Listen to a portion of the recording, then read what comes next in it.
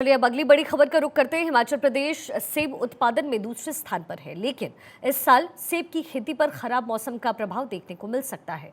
बारिश और लैंडस्लाइड की वजह से सेब की फसल पूरी तरीके से चौपट हो गई है। बागवानी विशेषज्ञों का कहना है कि खराब मौसम की वजह से इस साल स्वाद बिगड़ सकता है।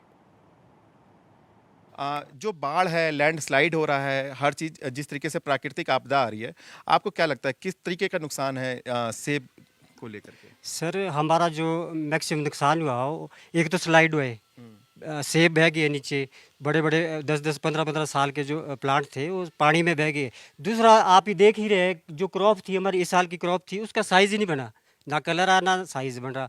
और इस तरह से हमारे को जितना कम से कम 1 लाख 2 लाख रुपया मैक्सिमम खर्चा होता है पूरी साल का, वो भी नहीं पूरा।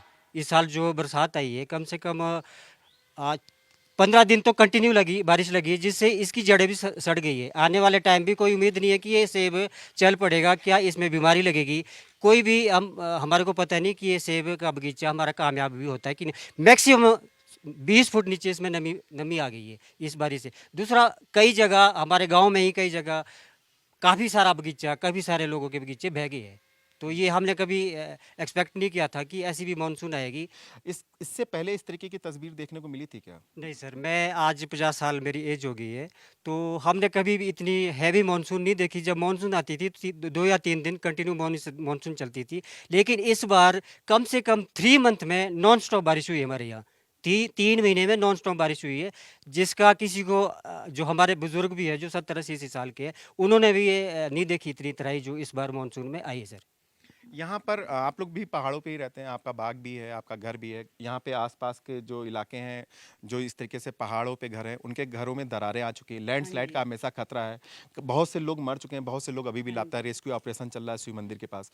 आपको नहीं डर लगता है? लगता डर। देखो सर, हमारा तो डंगा भी पूरी तरह से बह गया। यहाँ जो डंगा था ना सामने, ये देखो इतना बड़ा होटल हमने बनाया हुआ, डंगा पूरी तरह आगे से गिर गया नीचे। बारिश से पूरी तरह बिल्कुल हो गया खत्म।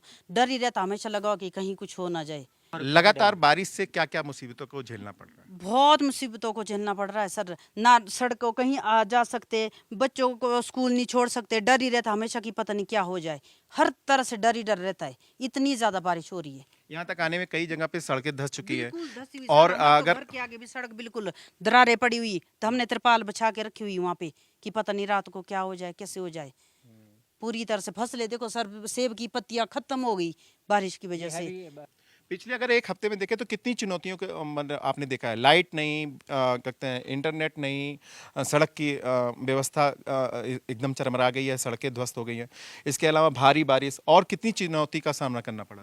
देखो सर, बिजली तो हमारी कंटिन्यू चल रही है, पानी की समस्या है मेन। हाँ। पानी जो पानी आजकल जो पानी होता है उसमें वायरस बहुत होते हैं, जो फ्रेश पानी होता है, लेकिन जो हमारा आईपीएच का पानी होता है वो हमारे को 15-15 दिन तक नहीं मिल रहा है। तो हमारे को मैक्सिमम समस्या तो आ रही है पानी की, जो घर में आ रही है, गाँव में आ रही है।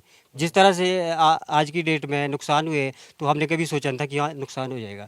ये जो बारिश हो रही है, जहाँ भी हैवी बारिश होगी, नीचे नमी बहुत है, तो एकदम वो उठा लेती ज़मीन को। तो डर ही है सर अभी तो। जो मौसम विभाग का अलर्ट जारी हुआ है, अगले 2 दिन में यहाँ हैवी बारिश हो सकती है, जिससे लैंडस्लाइड का खतरा और बढ़ सकता है। कैमरामैन मोहित के साथ कन्हैया शुक्ला, भारत 24 शिमला। देखिए, शिमला के आसपास के कई गांव में लैंडस्लाइड की घटनाएं सामने आ रही है। शिमला के हंडू खंड टियोग से सरकारी स्कूल के सामने जहां बच्चे खेलते हैं, वहां पर लैंडस्लाइड से पूरी जमीन धंस गई। स्कूल में दरारें आ चुकी है, बच्चे दहशत में हैं और लैंडस्लाइड से स्कूल का मैदान पूरी तरीके से तबाह हो चुका है।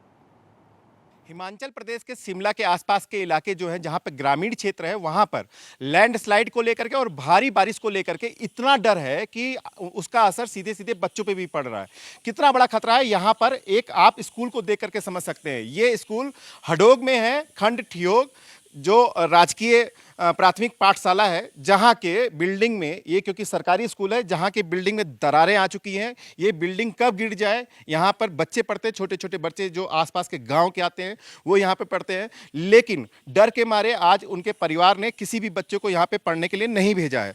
और इस तरीके की बातें आ रही हैं कि ये बिल्डिंग में जो दरारें हैं, अगर ये सही नहीं हुई तो ये कभी भी किसी भी बड़ी घटना यहाँ पर घट सकती है। और सबसे बड़ी बात ये है कि ये जो स्कूल है, इसका जो प्रांगण है, यहाँ जो सामने इसके सामने जो जगह है जहाँ पे बच्चे खेलते हैं वहाँ पर लैंडस्लाइड हुआ था, और इस लैंडस्लाइड के बाद कितना बड़ा जो ज़मीन का हिस्सा है स्कूल के ठीक सामने का, वो कितना बड़ा हिस्सा यहाँ पर देखा जा सकता है कि वो धंस चुका है। और लगातार बरसात की वजह से, पानी की वजह से और लैंडस्लाइड की वजह से यहाँ पर जो नुकसान है वो हर गांव में, शिमला के आसपास का इलाका और हर गांव में देखा जा सकता है।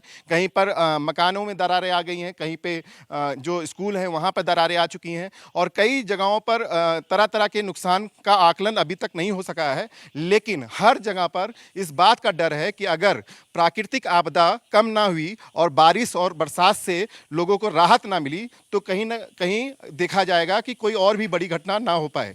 और लगातार जो शासन है, प्रशासन है, वो चेतावनी दे रहा है कि अगर इस तरीके की दरारें आपके जहां पर आप रहते हो वहां पर आती हैं तो आप सुरक्षित स्थान पर चले जाओ, क्योंकि कभी भी लैंडस्लाइड की वजह से या भारी बारिश की वजह से वो गिर सकता है।